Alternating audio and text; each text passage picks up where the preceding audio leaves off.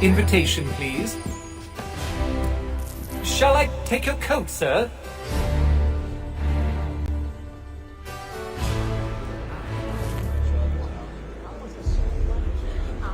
Ladies and gentlemen, you are requested to kindly find your seats. Well, I suppose there's plenty of quail in that part of the bush.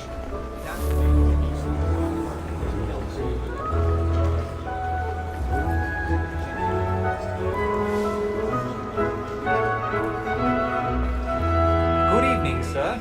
This way, please.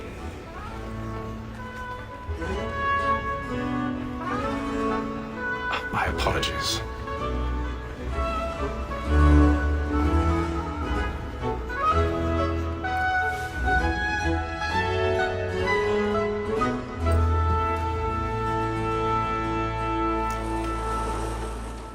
Evening, Hatham.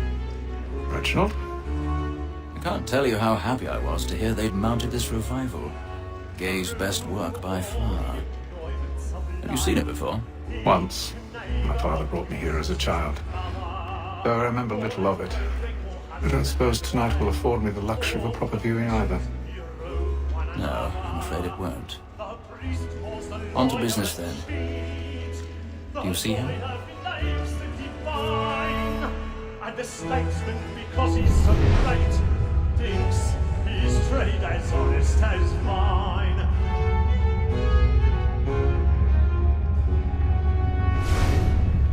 A lawyer is an honest employment, so is mine. Like me too, he acts in a double capacity, both against roads and for them. It is but fitting that we should protect and encourage. He's seated in one of the boxes above. The stairs are watched.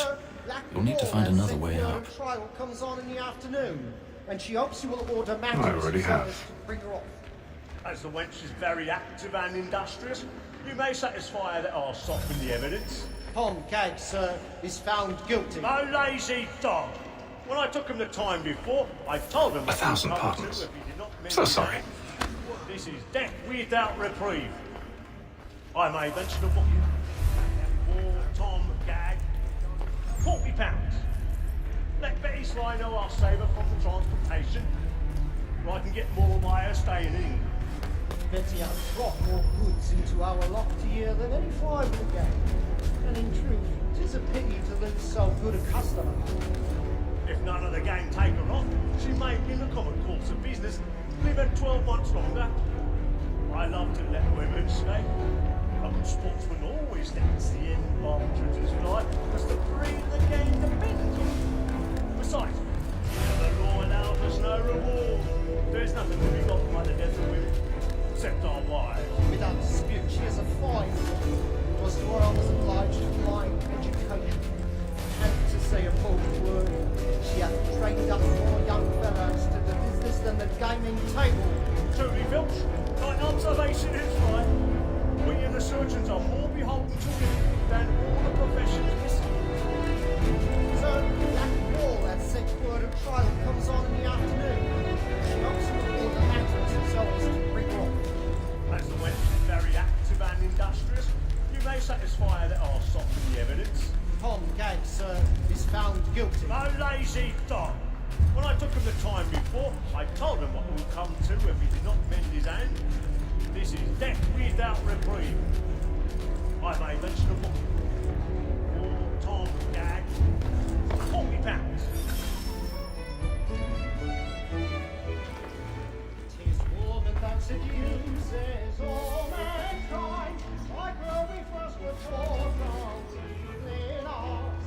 But very nice did she, when those cheeks fall. She tricks us of our money with her hearts. Tis woman that seduces all mankind. Like where we first were taught from evening hours. But very nice did she, when those cheeks fall. She tricks us of our money with her hearts. My night, we round for pride, and ladies every door to rise above. She's a love and door, for one fine time, and here she must be feeding to our hearts.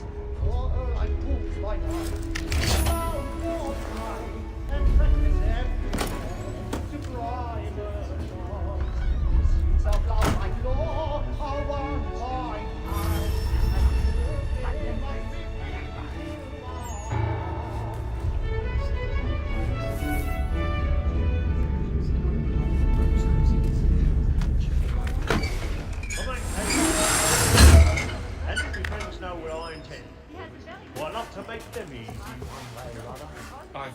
have stage fright.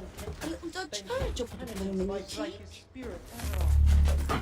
Besides, certainty gives a man a good air upon his trial, and makes him risk another without fear or scruple.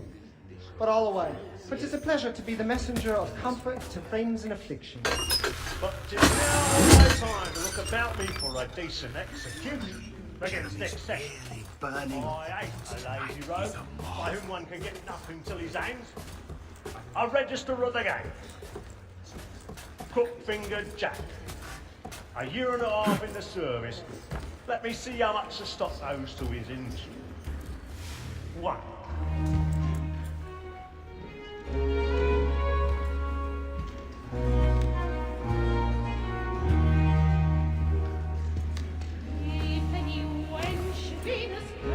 Hazel.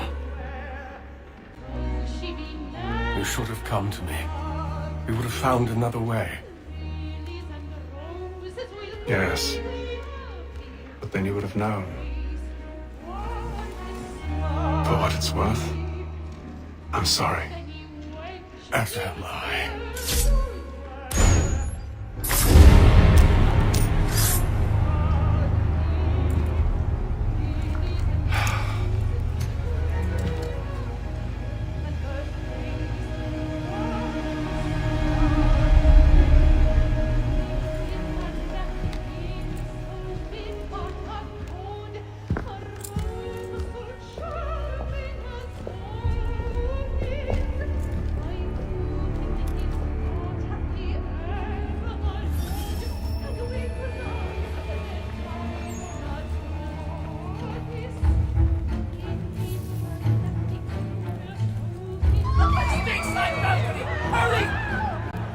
Come, please!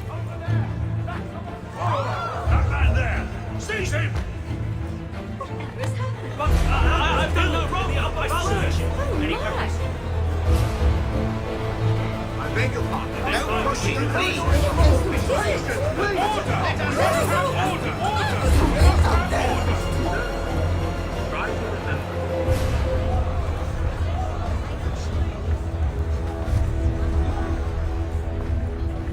Peace, friends, there is no danger! It happened right at that balcony.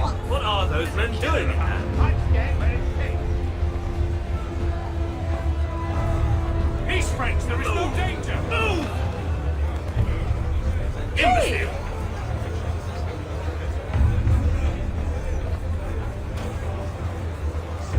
Where are you going?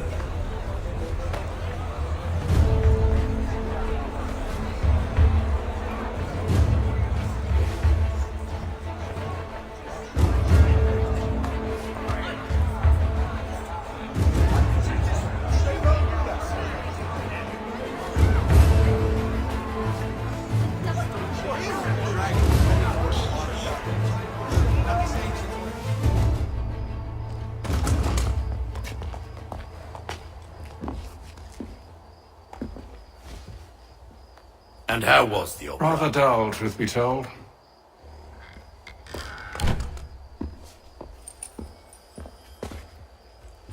Shall we be off then? Aye. To Fleet and Bride. By your command.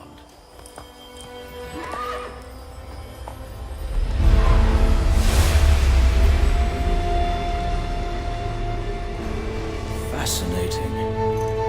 Gentlemen, I hold in my hand a key. And if this book is to be believed, it will open the doors of a storehouse built by those who came before. Ah, yes. Those who ruled, reigned, and vanished from the world. Do we know what it is that will be held within?